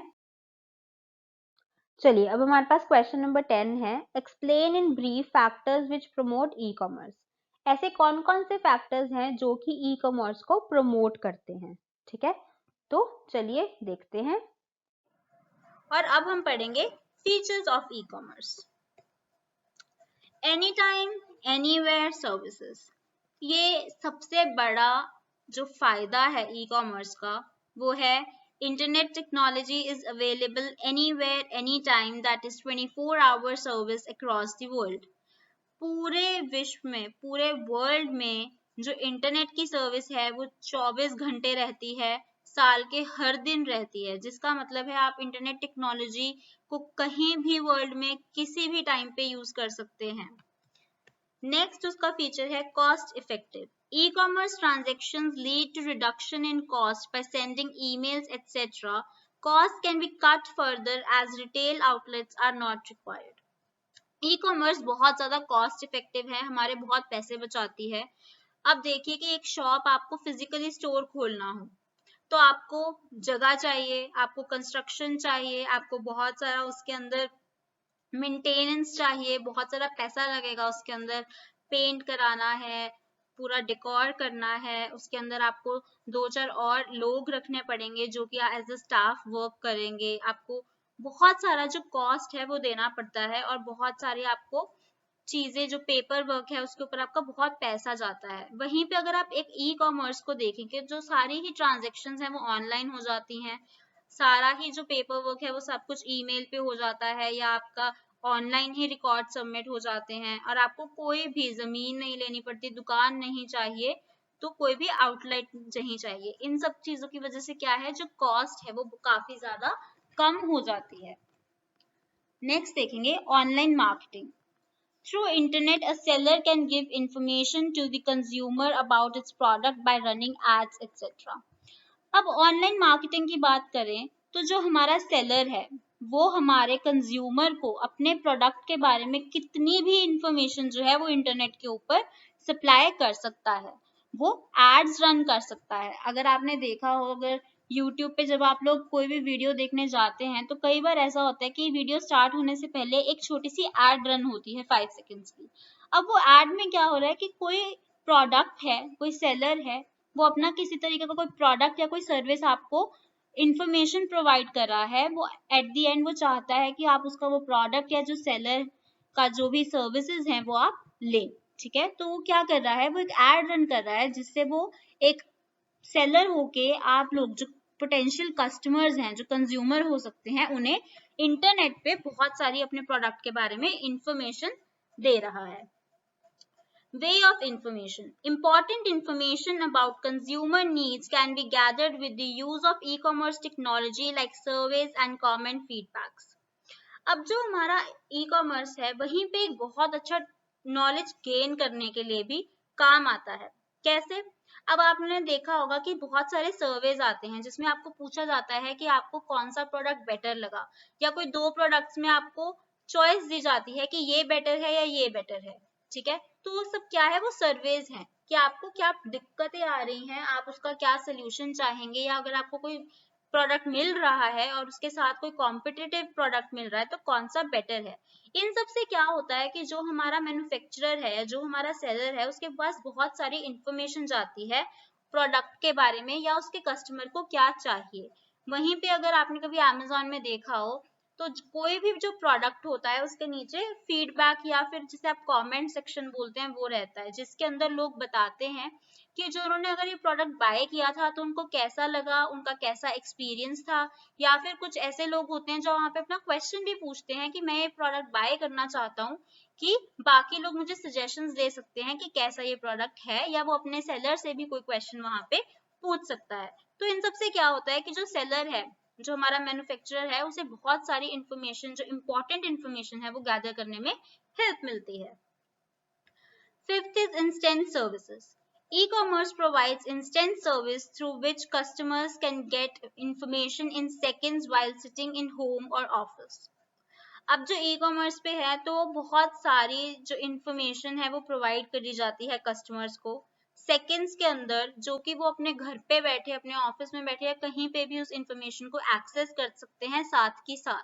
अब जब भी आप ऑनलाइन कोई प्रोडक्ट बाय करने चाहते हैं तो वेबसाइट के ऊपर प्रोडक्ट की साइड में उसके बारे में बहुत सारी चीजें लिखी गई होती हैं कि ये जो प्रोडक्ट है उसकी लेंथ इतनी है, विड्थ इतनी है, उसका वेट इतना है, उसका ये मटेरियल है, बहुत सारी चीजें लिखी जाती हैं जो कि एक कस्टमर के लिए बहुत ही ज्यादा महत्वपूर्ण होती हैं और वो उसे इंस्टेंटली जो है साथ के साथ बिना किसी टाइम गवाए एक्सेस कर सकता है। वहीं पे अगर मुझे ऑनलाइन की बजाय फिजिकल स्टोर से कुछ खरीदना है तो पहले मुझे स्पेशल टाइम निकाल के उस शॉप पे जाना पड़ेगा, उस प्रोडक्ट के बारे में इंक्वायर करना पड़ेगा, जो कि बहुत ज्यादा जो है टाइम कंज्यूमिंग है। वो साथ के साथ मुझे इंफॉर्मेशन प्रोवाइड नहीं हो रही है। चलिए, no need for middleman. E-commerce does not require involvement of any middleman as there is direct contact between buyer and seller. अब जो ई कॉमर्स है उसके होने से क्या है, जो बीच के मिडल मैन होते हैं, जो होलसेलर्स होते हैं, डिस्ट्रीब्यूटर्स होते हैं, उनकी कोई भी जरूरत नहीं है। जो डायरेक्टली आपका जो सेलर है और जो बायर है वो एक दूसरे के साथ कम्युनिकेट कर रहे हैं और आपस में एक दूसरे के साथ कॉन्टैक्ट में है। World level expansion. Business has expanded many times through global reach of internet. अब जो आपका बिजनेस है वो बहुत ज्यादा एक्सपैंड कर जाता है जब आप ई कॉमर्स की बात करते हैं। अगर वहीं पे आपका एक फिजिकल स्टोर है, एक दुकान है आपके एरिया में, तो ज्यादा से ज्यादा क्या होगा, आपके पास के 2-4 और एरियाज, ज्यादा से ज्यादा क्या होगा, पूरी सिटी मान लीजिए कि जहाँ पे आप टाउन में या सिटी में रहते हैं, वहां के सभी लोग जो है आपकी शॉप पे खरीद सकते हैं। पर वहीं पे अगर आप एक इंटरनेट की बात करें तो वो चाहे आपकी कंट्री के हो या बाहर की कंट्री के लोग तक आपकी जो आइटम है उसको परचेज कर सकते हैं। तो जो आपका बिजनेस है वो बहुत ज्यादा एक्सपैंड हो जाता है, ग्लोबल रीच तक पहुंचता है। 8th point, multiple models of businesses. E-commerce serves as a medium of interaction between customers to customers, between business to consumer, business to business, B2B, etc. अब जो हमारा ई कॉमर्स है वो बेसिकली 3 तरह का है, 3 उसके मॉडल्स हैं, ठीक है, that is C2C, B2C and B2B। इनकी फुल फॉर्म्स आप यहाँ पे देख सकते हैं। इनके बारे में जो डिटेल है वो हम नेक्स्ट वीडियो के अंदर कवर करेंगे, तो आप प्लीज नेक्स्ट वीडियो को मिस मत कीजिएगा, ठीक है। चलिए हमारे पास है क्वेश्चन नंबर 11 जो कि है व्हाट इज ईपीएस। ठीक है, अब यहाँ पे भी आपको ईपीएस लिख के दिया है तो आपसे एग्जामिनर ये एक्सपेक्ट कर रहा है कि आप इसकी फुल फॉर्म लिख के आए। तो ईपीएस की सबसे पहले फुल फॉर्म क्या है, इलेक्ट्रॉनिक पेमेंट सिस्टम और E payment is a subset of E commerce. ये ई कॉमर्स का ही एक पार्ट है which includes electronic payment for buying and selling of goods or services offered through the internet. ये एक e commerce का subset है, एक पार्ट है जिसे हम ई पेमेंट भी बुलाते हैं, जिसका क्या काम है, ई पेमेंट का क्या काम है कि जब भी आप बाय करते हैं या सेल करते हैं कोई भी गुड या सर्विसेज, ठीक है, उसकी जो पेमेंट है जो नेट के थ्रू की जाती है उसे बुलाते हैं हम ई पेमेंट। ठीक है, इलेक्ट्रॉनिक पेमेंट हो गया। Next point, e payment refers to paperless monetary transactions. अब ई का क्या मतलब है, इलेक्ट्रॉनिक, ठीक है, तो इसका मतलब उसमें किसी भी तरीके का पेपर इन्वॉल्व नहीं है, तो वो एक पेपरलेस जो है एक्टिविटी है। Next is EPS include smart cards, credit cards, electronic fund transfer, e cash, e cheque, e wallet etcetera. अब जो आपका ईपीएस है उसके अंदर कौन कौन से मेथड्स इन्वॉल्व है, ये उनकी लिस्ट है। चलिए, और इसके साथ ही हम ये भी देख लेते हैं कि इसके बेनिफिट्स क्या हैं। ईजी एंड कन्वीनियंट, काफ़ी ईजी है, काफ़ी ज़्यादा कन्वीनियंट है, ठीक है। इलेक्ट्रॉनिकली आपकी पेमेंट हो जाती है। प्राइवेट एंड सिक्योर, आपकी इंफॉर्मेशन जो है कॉन्फिडेंशियलिटी रहती है और ये एक सिक्योर मेथड है। सेव्स मनी, पेपरलेस ट्रांजेक्शन्स, आपके पैसे भी बचते हैं और ज़्यादा से ज़्यादा क्या होता है कि पेपरलेस ट्रांजेक्शन है इस वजह से, ठीक है, बिल्कुल भी पेपर की इन्वॉल्वमेंट नहीं है। Saves time, no more waiting for the bill in the mail और वेटिंग लाइन टू पे। अब आपका काफ़ी ज़्यादा जो है टाइम की बचत होती है, बिकॉज आपको बैंक्स में या किसी भी जगह पे जाके लंबी लंबी लाइनों में खड़ा होना नहीं पड़ता। अवेलेबल वर्ल्ड वाइड विया द इंटरनेट, आप दुनिया में कहीं से भी जो है आपकी ई पेमेंट सर्विसेज का फ़ायदा उठा सकते हैं नेट की मदद से। Automated invoicing and accounting system, इसके अंदर जितना भी हमारा अकाउंटिंग है, डेबिट क्रेडिट, जितनी भी हमारी बैलेंस जो स्टेटमेंट बननी है वो सारी ऑटोमेटेड है। इनवॉइसिंग भी ऑटोमेटेड है, अपने आप से ऑटोमेटिकली बन जाती है। Next is printable copy of the statement from the web, आप किसी भी टाइम चाहे तो अपने अकाउंट से जो है आपकी स्टेटमेंट को डाउनलोड कर सकते हैं, प्रिंट कर सकते हैं, जो कि एक ई स्टेटमेंट होती है, तो आपको इलेक्ट्रॉनिक आपकी डिवाइस के ऊपर आती है। Next is viewing billing and payment history, आप कभी भी जाके अपने अकाउंट की पुरानी हिस्ट्री देख सकते हैं कि आपने कहाँ कहाँ जो है ट्रांजेक्शन्स करी हैं। Next is service is available 24/7, जो ये सर्विस है ये 24 घंटे 7 दिन हफ्ते के जो है आपको अवेलेबल रहती है, जो कि एक बहुत ही बड़ी एडवांटेज है। तो फ्रेंड्स, सबसे पहले हम लोग देखेंगे कि इंट्रोडक्शन, मीनिंग एंड डेफिनेशन क्या है ऑनलाइन पेमेंट की। तो सबसे पहले हम ये चीज़ क्लैरिफाई कर देना चाहते हैं कि हम जिस टॉपिक के बारे में बात कर रहे हैं वो आखिरकार है क्या, उसका क्या मतलब है, क्या उसकी डेफिनेशन है। चलिए, तो E payment is an inseparable part of E commerce. इस चैप्टर को करने से पहले हमने ई कॉमर्स का चैप्टर पढ़ा था, जिसके अंदर क्या था कि एक प्लेटफॉर्म के ऊपर बाइंग और सेलिंग हो रही थी किसी भी गुड्स या सर्विसेज की, ठीक है, वो हमारा ई कॉमर्स था। अब ई कॉमर्स में हमने देखा था कि जब भी आप कोई चीज़ किसी से खरीदते हैं तो आपको पेमेंट का जो प्रोसेस है उसके दौरान ही जो है जाना ही पड़ता है, वो आपका एक मेन कंपोनेंट है ई कॉमर्स का, जो आता ही आता है, ठीक है। आप कोई भी चीज़ जो है बिना पेमेंट के जो है किसी ट्रांजेक्शन के खरीद तो नहीं सकते हैं, करेक्ट। तो हम क्या बोल रहे हैं इस लाइन के अंदर, E payment is an inseparable part of E commerce, की जो हमारी पेमेंट का जो मेथड है वो हमारे ई कॉमर्स में से आप अलग नहीं कर सकते, वो इनसेपरेबल है, ठीक है। E-payment is such a payment system in which buyers and sellers do online financial transactions. अब E-payment से हमारा क्या मतलब है, E means electronic payment, correct. तो ये एक ऐसे सिस्टम का पार्ट है जहाँ पे एक बायर होगा, एक सेलर होगा और वो ऑनलाइन किसी तरीके की कोई फाइनेंशियल ट्रांजेक्शन जो है कैरी आउट कर रहे हैं, उसे हम जो है ई पेमेंट का सिस्टम मानते हैं। नेक्स्ट पॉइंट देखेंगे, इलेक्ट्रॉनिक पेमेंट सिस्टम, जिसे हम शॉर्ट में ईपीएस बोलते हैं। ये इंपॉर्टेंट है, ये आप लोग नोट कर सकते हैं।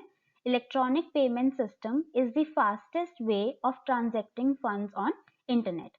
अब जो हमारा ईपीएस का जो सिस्टम है वो हमारा इंटरनेट के ऊपर फंड्स ट्रांसफर करने के लिए सबसे फास्टेस्ट जो है मेथड है।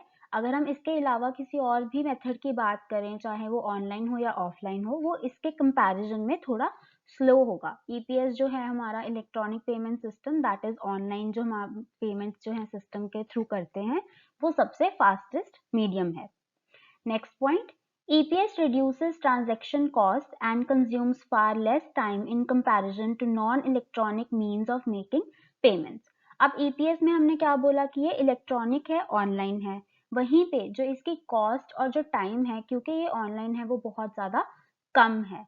अगर मैं आपसे बात करूं कि अगर हम इलेक्ट्रॉनिकली या ऑनलाइन हमें कोई ट्रांजेक्शन नहीं करनी है, हम फिजिकली जाके बैंक में लाइन में बहुत देर तक खड़े रहते हैं अपनी ट्रांजेक्शन के करने के लिए, अपनी वेट करने के लिए टर्न की, और उसके बाद जो है हमारी कहीं टर्न आती है और उसके बाद हम कोई ट्रांजेक्शन कर पाते हैं, तो हमारा वो लाइन में खड़े होके बहुत सारा जो टाइम है वो वेस्ट हो जाता है जब हम ऑफलाइन करते हैं। बट वहीं पे अगर हम ऑनलाइन बात करें, ईपीएस सिस्टम की बात करें, तो हम किसी भी टाइम के ऊपर जो है अपनी ट्रांजेक्शन्स को कर सकते हैं, और ये 27/4 जो है हमारी अवेलेबल रहती हैं। हमारे 24 घंटे सातों दिन ये हमारी जो है हमारे पास अवेलेबल होने की वजह से हमारा जो टाइम है वो बहुत ज़्यादा बचता है, हमारा बहुत एफर्ट बचता है। वहीं पे अगर हम बात करें ट्रांजैक्शन कॉस्ट की, तो आपको पता होगा कि जब हम किसी तरीके की कोई फाइनेंशियल बिजनेस ट्रांजैक्शंस करते हैं डिफरेंट बैंक्स में, तो कुछ ना कुछ चार्जेस कट होते हैं उस ट्रांजैक्शन के लिए। अब वो जो चार्जेस हैं, जब आप इलेक्ट्रॉनिकली ऑनलाइन जो है ट्रांजैक्शन करते हैं, वो जो कॉस्ट है वो कम होती है फिजिकल ट्रांजैक्शन से ज़्यादा। क्योंकि जब आपने कोई काम ऑनलाइन किया तो उसके अंदर आपने कोई भी जो है एम्प्लॉय की या किसी भी सिस्टम की जो है हेल्प नहीं ली है, आपने अपने आप से ही वो काम ऑनलाइन कर दिया जो ऑलरेडी एक सिस्टम बना के रखा गया है। पर वहीं पे जब आप एक बैंक में जाके किसी एम्प्लॉय के थ्रू कोई काम करते हैं तो उसमें ज़्यादा जो है एफर्ट लगता है। तो जो ट्रांजैक्शन कॉस्ट होती है वो कहीं ना कहीं डिफर करती है ऑनलाइन और ऑफलाइन मेथड्स में, और ऑनलाइन जो ये ट्रांजैक्शन कॉस्ट होती है वो कम होती है। तो ईपीएस सिस्टम जो है उसका ये काफी ज्यादा बेनिफिट है हमारे ऑफलाइन सिस्टम्स के ऊपर। नेक्स्ट पॉइंट देखेंगे, E payment refers to transfer of funds via internet by electronic means such as computers, mobile phones. E-payment does not involve cash or paper checks. अब ये बहुत ही ऑब्वियस सी चीज़ है कि हम ई पेमेंट की बात कर रहे हैं, विच मीन्स हम इलेक्ट्रॉनिक पेमेंट की बात कर रहे हैं, ऑनलाइन पेमेंट की बात कर रहे हैं। तो क्योंकि ये ऑनलाइन है तो ये हमारे कंप्यूटर्स और मोबाइल फोन्स के थ्रू जो है कैरी आउट बहुत आसानी से की जा सकती है। क्योंकि ये ऑनलाइन है, इसका ये भी मतलब है कि इसके अंदर किसी भी तरीके की कैश की कोई इन्वॉल्वमेंट नहीं है, और ना ही इसकी किसी भी पेपर चेक के साथ कोई इन्वॉल्वमेंट है। अब पेपर चेक क्या होता है, जो हमारी चेक बुक्स आती हैं हमारे घर पे बैंक की तरफ से, जिसमें से आप एक चेक को टीयर करके साइन करके देते हैं और दोबारा बैंक में सबमिट करा के आते हैं, that is your paper cheque, जो एक पेपर के ऊपर चेक होता है। ठीक है, ऐसा ही एक ई चेक होता है जिसके बारे में हम इस चैप्टर में पढ़ने वाले हैं, इसी वीडियो में कवर करेंगे। तो जो पेपर चेक्स और कैश है वो हमारे जो है ई पेमेंट का पार्ट नहीं होते हैं। ये सारी जो ट्रांजैक्शन है वो ऑनलाइन हमारे कंप्यूटर्स और मोबाइल फोन्स के थ्रू जो है कैरी आउट की जाती है। चलिए अगले स्लाइड देखते हैं। So friends, let's see question number 12। What do you mean by internet security? ये हमसे पूछ रहे हैं कि इंटरनेट सिक्योरिटी क्या है। So, internet security refers to techniques and actions for ensuring protection of information against attacks over the internet. Simple सी चीज है, इंटरनेट सिक्योरिटी से हमारा मतलब है वो सारी टेक्निक्स और वो सारे एक्शंस जो कि लिए जाते हैं जिनसे ये चीज जो है अश्योर होती है कि हमारी जो इंफॉर्मेशन है वो प्रोटेक्टेड है। किस चीज से प्रोटेक्टेड है? अटैक से प्रोटेक्टेड है इंटरनेट के ऊपर, उसे हम बुलाते हैं internet security. The various internet threats include hacking, where unauthorized users gain access to computer systems, email accounts or websites, viruses and other malware software which can damage data. अब क्या attacks हैं, क्या थ्रेट्स हैं net के ऊपर? एक तो आपका जो डेटा है वो हैक हो सकता है, मतलब कोई ऐसा यूजर आपका डेटा एक्सेस कर सकता है जिसे कि परमिशंस नहीं है, वो अनऑथराइज्ड यूजर है। ठीक है, वो आपका कंप्यूटर सिस्टम जो है वो हैक कर सकता है, या ईमेल अकाउंट हैक कर सकता है, कोई वेबसाइट हैक कर सकता है आपकी और आपका डेटा जो है ले सकता है। या फिर वायरसेस हैं, जो मैलवेयर सॉफ्टवेयर हैं जो कि आपका जो डेटा है उसे तबाह कर सकते हैं, डैमेज कर सकते हैं। तो ये हमारे थ्रेट्स रहते हैं इंटरनेट के ऊपर। Third point, internet security includes browser security, security of data entered through a web form, and overall authentication and protection of data sent by internet protocol. अब इंटरनेट सिक्योरिटी क्या क्या इंक्लूड करती है? Browser security, कि जो भी आप browser के ऊपर एक्टिविटीज कर रहे हैं वो सिक्योर है। सिक्योरिटी ऑफ डेटा, आपका जो भी डेटा आपने नेट के ऊपर किसी भी फॉर्म में, ठीक है, वेब फॉर्म के अंदर एंटर किया है वो सिक्योर है। ओवरऑल ऑथेंटिकेशन, की आपके जो भी एक्टिविटीज हैं उसकी ओवरऑल ऑथेंटिकेशन की जाए ताकि आपका जो डेटा है वो सेफ है, प्रोटेक्टेड है इंटरनेट के ऊपर अनऑथराइज्ड यूजर्स से। ठीक है, it is a very broad issue covering security for transactions made over the internet. ये एक बहुत ही ज्यादा जो है ब्रॉड टॉपिक है जो बेसिकली ये कवर करता है कि जितनी भी ट्रांजेक्शंस नेट के ऊपर हो रही हैं वो सारी जो है सिक्योर है। Internet security relies on specific resources and standards for protecting data sent over the internet. बहुत सारे जो ऐसे हैं स्पेसिफिक रिसोर्सेज और स्टैंडर्ड्स बनाए गए हैं आपके डेटा को प्रोटेक्ट करने के लिए नेट के ऊपर। This include various kind of encryption techniques, बहुत सारी इंक्रिप्शन टेक्निक्स यूज की जाती हैं, जिससे क्या होता है कि आपका जो डेटा है वो कुछ इस तरीके से की को यूज करके ऐसी फॉर्म में कन्वर्ट कर दिया जाता है, इनक्रिप्ट कर दिया जाता है, जो कि एक नॉर्मल ह्यूमन बीइंग जिसके पास की नहीं है उसको रीड नहीं कर सकता, उसकी कोई सेंस नहीं बना सकता। एंटीवायरस प्रोग्राम्स, बहुत सारे एंटीवायरस प्रोग्राम्स इंस्टॉल किए जाते हैं, फायरवॉल्स क्रिएट की जाती है and etcetera. Example, an online system that prevents credit card numbers to get stolen on a shopping website। अब कोई शॉपिंग वेबसाइट है, वहां से आप शॉप कर रहे हैं, तो आप यूजली वहां पे क्रेडिट कार्ड से आपकी ट्रांजेक्शन्स करते हैं, आपके क्रेडिट कार्ड की इंफॉर्मेशन वहां पे पुट करते हैं उस वेब फॉर्म के अंदर। तो ऐसे सिस्टम्स इंस्टॉल किए गए हैं ताकि जो आपके क्रेडिट कार्ड की इंफॉर्मेशन आपने प्रोवाइड की है, कोई भी अनऑथराइज्ड पर्सन जो है उसको स्टील ना कर सके। ठीक है, चलिए आगे देखेंगे। सो फ्रेंड्स, हमारे पास है क्वेश्चन नंबर 13 जो कि है डिफाइन ई बैंकिंग। इलेक्ट्रॉनिक बैंकिंग को डिफाइन कीजिए। तो ये हमने अच्छा खासा जो है चैप्टर के अंदर डिस्कशंस की थी, तो उसकी कुछ क्लिपिंग्स हैं, चलिए देखते हैं। तो सबसे पहले जो ई बैंकिंग है उसे हम ऑनलाइन बैंकिंग भी बुलाते हैं। चलिए इसका फर्स्ट पॉइंट देखेंगे कि ई बैंकिंग आखिरकार क्या है। It is a method of banking in which the customer conducts transactions electronically via the internet. अब ई बैंकिंग में क्या होता है, जितने भी आपके बैंकिंग की जो चीजें हैं, ठीक है, वो सारी जो है आप अपने इंटरनेट के ऊपर इलेक्ट्रॉनिकली करते हैं। सारी ट्रांजेक्शन्स को इलेक्ट्रॉनिकली इंटरनेट की मदद से जब आप करते हैं, उस मेथड ऑफ बैंकिंग को हम क्या बुलाते हैं, ई बैंकिंग। ठीक है, it is simple, it simply uses electronic media to transfer funds directly from one account to another rather than check और cash। तो इसमें क्या होता है, ये एक इलेक्ट्रॉनिक मीडिया है जो कि आपको आपके फंड्स जो हैं ट्रांसफर करने में, एक अकाउंट से दूसरे अकाउंट में ट्रांसफर करने में मदद करता है, जो कि आप इलेक्ट्रॉनिकली करते हैं, इंटरनेट के ऊपर करते हैं। आपको किसी भी चेक या फिर कैश की जरूरत जो है नहीं पड़ती। नेक्स्ट पॉइंट है, online banking helps customers to overcome the limitation of place and time as they can bank anywhere and any time. अब जो ऑनलाइन बैंकिंग है उसका एक सबसे अच्छी चीज क्या है कि आपकी जो लिमिटेशन है प्लेस की या किसी टाइम की, वो खत्म हो जाती है। ई बैंकिंग के अंदर आपको ये नहीं सोचना पड़ता कि आपको बैंक जाना पड़ेगा और बैंक कहाँ पे लोकेटेड है, कहाँ पे बैंक बना हुआ है, जो बैंक है उसकी टाइमिंग्स क्या है, कितने बजे खुलता है, कितने बजे बंद होता है, कितनी देर तक ही कस्टमर्स को अटेंड करता है। इनमें से किसी भी चीज की जो है टेंशन लेने की आपको जरूरत नहीं है, आपको इन चीजों के बारे में नहीं सोचना पड़ता। ऑनलाइन बैंकिंग जो है वो 24/7 जो है आपको अवेलेबल रहती है।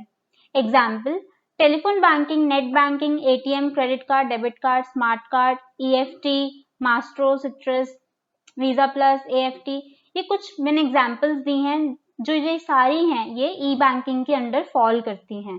कि ई बैंकिंग हम बोल तो रहे हैं, पर ई बैंकिंग के अंदर क्या क्या आता है, ये उन चीजों की लिस्ट है। Telephone banking, mobile banking, net banking, ये सारी जो है वो ई बैंकिंग की अम्ब्रेला के अंडर आती हैं। चलिए इन सब के बारे में एक एक करके पढ़ेंगे, आगे भी चलते हैं। सो फ्रेंड्स, हमारे पास है question number 14, what is traditional trade. Traditional trade क्या है?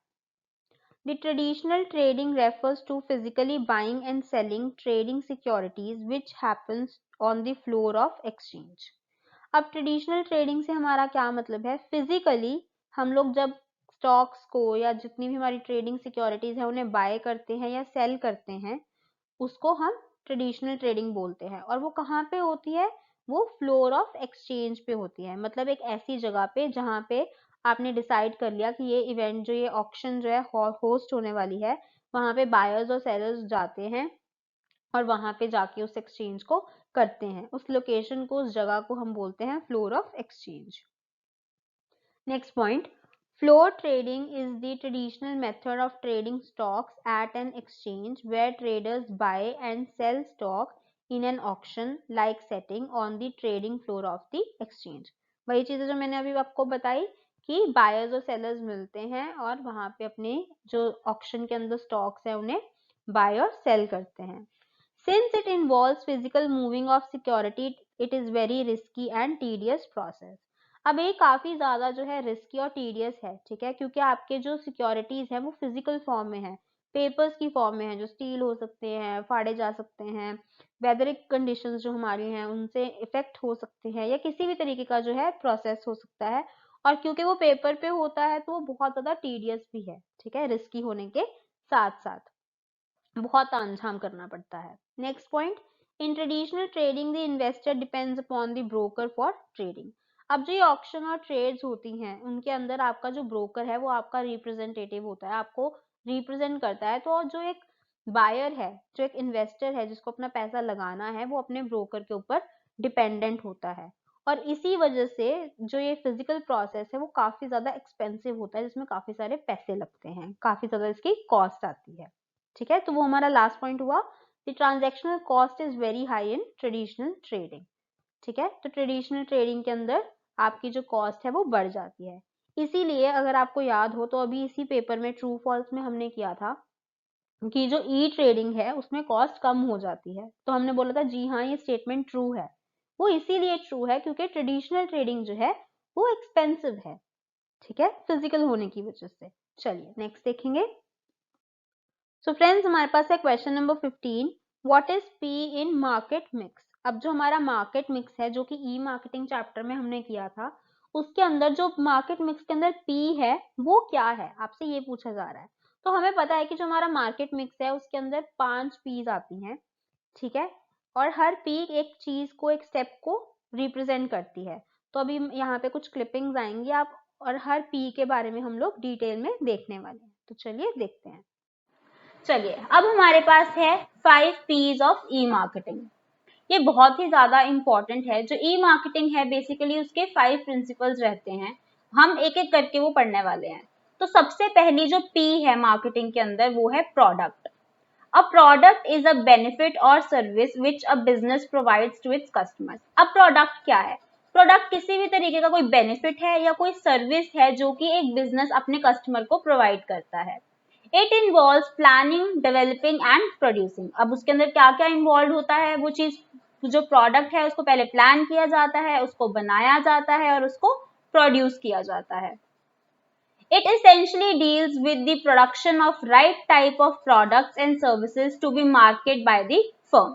अब जो प्रोडक्ट फेज है इसके अंदर क्या आता है? प्रोडक्शन आती है एक ऐसे प्रोडक्ट की, एक सही प्रोडक्ट की, एक सर्विस की जो कि एक फर्म मार्केट के अंदर बेच सके या उसे कंज्यूमर्स या कस्टमर्स को ऑफर कर सके।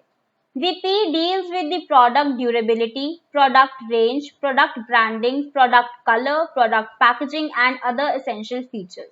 अब इस P के अंदर हम और क्या क्या कवर करते हैं? इसके अंदर आता है कि जो आपका प्रोडक्ट है वो कितना ड्यूरेबल है, कितना विदस्टैंड कर सकता है, कि क्या वो ऐसे ही फ्रिजाइल तो नहीं है, ड्यूरेबल है ना, वो ज्यादा देर तक टिक सकता है ना। प्रोडक्ट की रेंज क्या है? अब आप सपोज कीजिए एक टी शर्ट है, उसका ड्यूरेबिलिटी कैसा है, प्रोडक्ट का कपड़ा क्वालिटी कैसा है, क्या वो 1 या 2 वॉश के बाद फट जाएगा, छिप जाएगा या नहीं, वो ड्यूरेबिलिटी के अंदर आएगा। प्रोडक्ट की रेंज क्या है, किस किस साइजेस में वो टी शर्ट अवेलेबल है, किस किस कलर्स में वो अवेलेबल है। प्रोडक्ट की ब्रांडिंग, जो आपकी टी शर्ट है उसके ऊपर किस तरीके से लेबलिंग हुई है, किस तरीके की ब्रांडिंग है। प्रोडक्ट का कलर क्या है, वो किस तरीके से पैकेज हुई है और उसके बाकी के जो एसेंशियल फीचर्स हैं वो कैसे हैं। If a firm wants to enhance the efficiency, there should be a automated flow of information between the producer and the consumer.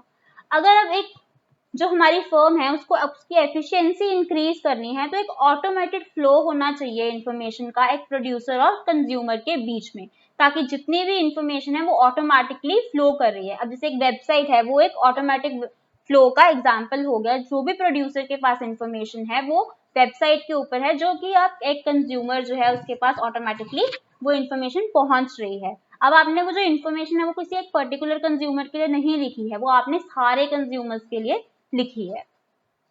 Multimedia should be used to impart information relating to the product in an effective and efficient way. Multimedia की मदद लेनी चाहिए अपने product या आपके जो भी service है उसके बारे में इंफॉर्मेशन देने के लिए, बिकॉज जब आप ऑडियो वीडियो के मदद से, मल्टीमीडिया की मदद से कोई इंफॉर्मेशन कन्वे करते हैं वो बहुत ही ज्यादा इफेक्टिव और एफिशिएंट वे होता है आपकी इंफॉर्मेशन देने का। अगर आप खुद ही सोच के देखिए तो जो आप टीवी पे एडवर्टीजमेंट्स देखते हैं उनके पीछे एक बैकग्राउंड म्यूजिक होता है, और आपको कितने सारे प्रोडक्ट्स का बैकग्राउंड म्यूजिक इवन अभी भी याद होगा अगर आपको एक थोड़ा सा उसकी स्टार्टिंग की 2 ट्यून का 2 वर्ड्स बता दिए जाएं। तो ये क्या है, उस आवाज ने, उस ट्यून ने आपके माइंड के अंदर अपना एक इम्पैक्ट छोड़ा है, ठीक है। The product should be displayed attractively in such a way that it catches the attention of consumers. ये बहुत ही जरूरी है कि जो भी आप प्रोडक्ट जो है वो बेचने की कोशिश कर रहे हैं वो बहुत ही ज्यादा अट्रैक्टिव हो, जिससे कि वो जो लोग हैं, जो कंज्यूमर हैं, उनका ध्यान अपनी तरफ आकर्षित कर पाए। चलिए अब नेक्स्ट हमारे पास P जो है वो आता है price. The second important P is price. When a product is launched, the next important task is to decide its price. अब आपके पास एक प्रोडक्ट जो है वो तैयार हो गया है, अब उसका अगला स्टेप क्या है? अगला स्टेप है उस प्रोडक्ट की प्राइस डिसाइड करना, कि अब आप जो अपने प्रोडक्ट बना लिया है वो आप कितने में बेचने वाले हैं। The price of the product depends on its type, number of its competitors and its goodwill in the market. अब जो प्राइस है वो किन किन फैक्टर्स के ऊपर डिपेंड करती है, आप कैसे डिसाइड करेंगे कि एक प्रोडक्ट की क्या प्राइस होनी चाहिए। अब पहले तो आप ये देखेंगे कि जो प्रोडक्ट है वो किस टाइप का है, उसके कितने कॉम्पिटिटर्स हैं मार्केट में, ठीक है, उसके जैसे कितने ऐसे चीजें आ रही हैं जो आपको कॉम्पिटिशन दे सकती हैं, और आप ये देखेंगे कि उस तरीके के जो प्रोडक्ट्स हैं उनकी क्या गुडविल है मार्केट के अंदर, ठीक है। Next is some companies provides after sale services free of cost, some takes nominal charges. अब प्राइस जो है इस चीज पे भी डिपेंड करेगी कि आपकी जो कंपनी है वो उस प्रोडक्ट को आफ्टर सेल कोई सर्विस देना चाहती है या नहीं। अगर देना चाहती है तो वो फ्री ऑफ कॉस्ट होगी या आप कुछ नॉमिनल चार्जेस उसके बारे में लेंगे। कई बार क्या होता है, कंपनीज डिसाइड करती हैं कि पहले 1 साल तक या कुछ एक समय तक जो है हम फ्री देंगे, उसके बाद हम प्राइस चार्ज करेंगे। तो इस तरीके के जो भी डिसीजंस होते हैं वो भी इस फेज के अंदर जो है कंसिडर किए जाते हैं और उनके ऊपर सोच विचार किया जाता है। The policies regarding credit and discount also fall under pricing. अब जो आपका प्रोडक्ट है उसके ऊपर कितना जो आपको है क्रेडिट अलाउ करना है, कितना डिस्काउंट देना है, क्या ऑफर्स लगानी है, वो सब जो है वो भी इसी फेज के अंदर हम लोग डिसाइड करते हैं। The decision of pricing is influenced by following factors. अब जो प्राइसिंग है वो किन किन फैक्टर्स पर दिखती है? Demand of the product. अगर एक प्रोडक्ट की डिमांड बहुत ज्यादा है तो उसकी प्राइस उसी पे डिपेंड करेगी, और वहीं पे अगर डिमांड कम है तो जो प्राइस है वो कम हो जाती है। Cost of the product. अब जो कॉस्ट है कि आपको कितना उस प्रोडक्ट को मैन्युफैक्चर करने में, तैयार करने में पैसा लगा, उसके ऊपर डिपेंड करती है। Actual competition in the market, कितना कंपटीशन है उस प्रोडक्ट को लेके और कौन कौन से अलग कंपनीज किस प्राइस पे उस प्रोडक्ट को या उसकी सिमिलर सर्विसेज को जो है दे रही है मार्केट के अंदर। Future competition to be faced, ऐसे कौन कौन से प्रोडक्ट्स अभी नियर फ्यूचर में लॉन्च होने वाले हैं जो आपके प्रोडक्ट को कंपटीशन देंगे और उनकी क्या प्राइसिंग रहेगी, ये सारे जो फैक्टर्स हैं वो कंसिडर होते हैं। गवर्नमेंट पॉलिसीज, जो भी आप प्रोडक्ट बेच रहे हैं उसको लेके किस तरीके की गवर्नमेंट पॉलिसीज हैं जो आपको अफेक्ट करेंगी। लॉ ऑफ लैंड, जो आपका प्रोडक्ट है वो किस जगह पे बिक रहा है, और अगर आपको कोई प्रोडक्ट है, सपोज आप इंडिया के अंदर नेशनली बेच रहे हैं और अगर आपका जो कस्टमर है वो आउट ऑफ इंडिया बेस्ड हो, तो किस तरीके से जो लॉ ऑफ लैंड है वो आपके लिए अफेक्ट करेगा आपको। चलिए नेक्स्ट हैं, जो हमारी थर्ड पी है वो है place. This P of marketing mix is related with physical distribution of goods. अब फिजिकल डिस्ट्रीब्यूशन ऑफ गुड्स का यहाँ पे जो है हम लोग बात कर रहे हैं कि प्लेस के ऊपर, ठीक है, कि वो फिजिकली जो हम गुड्स को डिस्ट्रीब्यूट करेंगे उसके ऊपर कैसे अफेक्ट डालता है। This P is also related with the decision regarding warehousing, transportation etcetera. अब इसके अंदर सब कुछ फिजिकल फॉर्म में आ गया कि किस तरीके से आपका जो प्रोडक्ट है जो रेडी है उसकी एक प्राइस आपने डिसाइड कर लिया है, उसको किस तरीके से आप वेयर हाउस करेंगे, स्टोर करेंगे, किस तरीके से आप उसे प्रोड्यूसर से लेके कंज्यूमर तक ट्रांसपोर्ट करेंगे, वो सारे जो डिसीजंस हैं वो इस पी में फॉल करते हैं। Wholesalers and retailers are the important channels of this P. इसके अंदर होलसेलर्स और रिटेलर्स को बहुत ज्यादा जो है मायने दिए जाएंगे क्योंकि वो एक बीच की हमारी कड़ी है जो कि उसके बीच में आएंगे। This P is highly concerned with the activities so that the products are available to the consumer at right time and at right place. अब इस P का जो मेन मोटिव क्या है कि जो आपका कंज्यूमर है उसे प्रोडक्ट जो है सही टाइम पे और सही जगह पे आप अवेलेबल करवा पाएं। The law of land is very important in connection with e-marketing. जो लॉ ऑफ लैंड है, जैसे कि मैंने आपको बताया कि अगर आपका सपोज जो प्रोडक्ट है वो इंटरनेशनली बिक रहा है तो किस तरीके से आपको कस्टम ड्यूटीज पड़ेंगी, क्या उसकी प्राइस पड़ेगी, क्या ट्रांसपोर्टेशन पड़ेगी, वो जो सारी चीजें हैं, क्या वो लीगल है उस कंट्री के अंदर, या किस तरीके के लॉज हैं, वो लॉ ऑफ लैंड जो है वो आपका प्ले करेगा एक बहुत important role. It is to be decided where the product will be delivered if the customers are from other country, किस तरीके से आप उसको और कहाँ पे डिलीवर करेंगे अगर किसी और कंट्री का ऑर्डर आता है। The legal complications involved in the delivery in foreign countries should be well understood by the company and concerned customers. अब जो लीगल कॉम्प्लिकेशंस आएंगी आपको किसी फॉरेन कंट्री के अंदर आपका अगर प्रोडक्ट जो है आप भेजते हैं या बेचते हैं, तो वो सारी जितनी भी कॉम्प्लिकेशंस हैं वो बहुत अच्छे से कंपनी को जो है समझनी चाहिए, उनको कंसिडर करना चाहिए और उसके कंसर्न कस्टमर्स को जो है प्रॉपरली उसके बारे में इत्तला किया जाना चाहिए। नेक्स्ट हमारे पास जो फोर्थ हमारा पी है वो है promotion. Promotion are the activities which are taken up in marketing to sell product and services. Promotions क्या है? वो सारी एक्टिविटीज जो कि ली जाती हैं एक मार्केटिंग करने के लिए, तो एक प्रोडक्ट या एक सर्विस को बेचने के लिए। अगर मैं नॉर्मल मार्केटिंग की, ट्रेडिशनल मार्केटिंग की बात करूं, तो जो हम फ्लायर्स या पैम्फलेट्स बना के जो है न्यूज़पेपर्स में डलवा देते हैं, ठीक है, वो क्या है, वो एक प्रमोशन एक्टिविटी है, या हम बोर्ड बनवा के शॉप के ऊपर लगवा देते हैं, वो सारी जो है वो प्रमोशन एक्टिविटीज हैं। वो आपने अपना कोई प्रोडक्ट या अपनी कोई सर्विस बेचने के लिए, अपने प्रोडक्ट को प्रमोट करने के लिए उसकी प्रमोशन की है।